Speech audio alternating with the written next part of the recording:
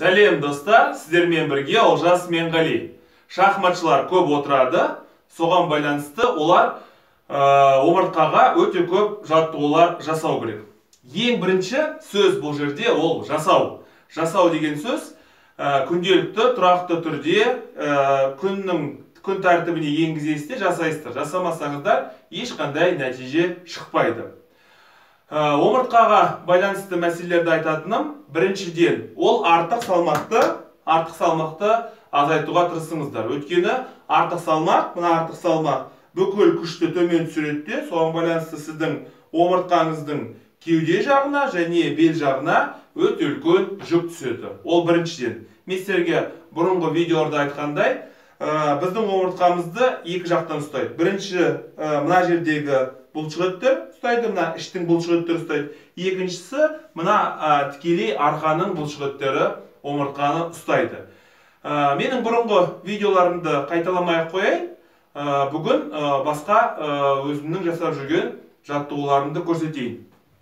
Бірінші жаттығу ақырындап, біз деген асықпай қоямызда мына жаттығу, мен сіздерге көрсеттім.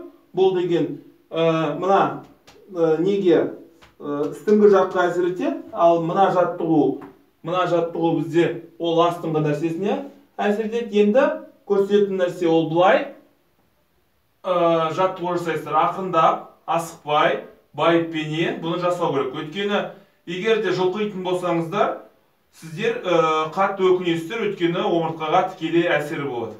Келесі жаттығу ол мына өзіңіздің омыртқаның ортасын төмен түсіріп, жоғары көтеруге тырысасыздар. Төмен түсіріп, және жоғары көтеруге тырысасыздар. Ол екінші жаттығу болып келеді. Келесі мен жасайтын жаттығулардың бірі, әрине бұл жерде кішкене орын жеткіліксіздеу. Мынаны төмен қорамда мына жаққа түсіремін. Содан кейін мына белдің ортасы жақсылап тұрып тартылады, ақырындап, асықпай. Содан кейін мынаны былай қоясыздар да, екінші жаққа ақырындап былай істейсіздер. Бұл да өте сіздерге пайдалы болады. Келесі жаттығу өзім жасайтын. Ол мынандай жаттығу. Былай созамыз. Былай созғанда әдемілеп тұрып жасаймыз. Мынандай жаттығу.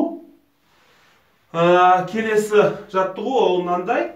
Мен бұны көрсеткен бұрынғы видеоларда өте пайдалы нәрселер.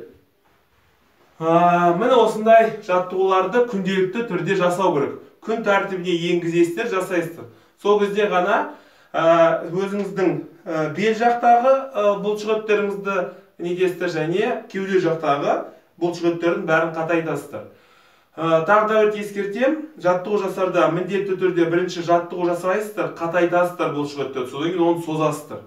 Қатайтасыздар және созасыздар. Егер де тек қана қатайтатын болсаңыздар, ол жерде спазм болады. Спазм болғаннан кейін ол кәдімгідей қатты ауырады. Өйткені бұлшықет тек қана тартылуы керек.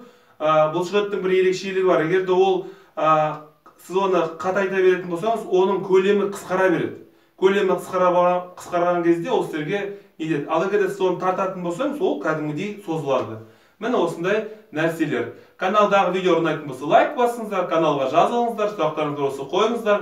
Шама шарқыма сәйкес жауап беруге тырысамын. Жақсылықта кездесейік, сау, сәлемет болыңыздар.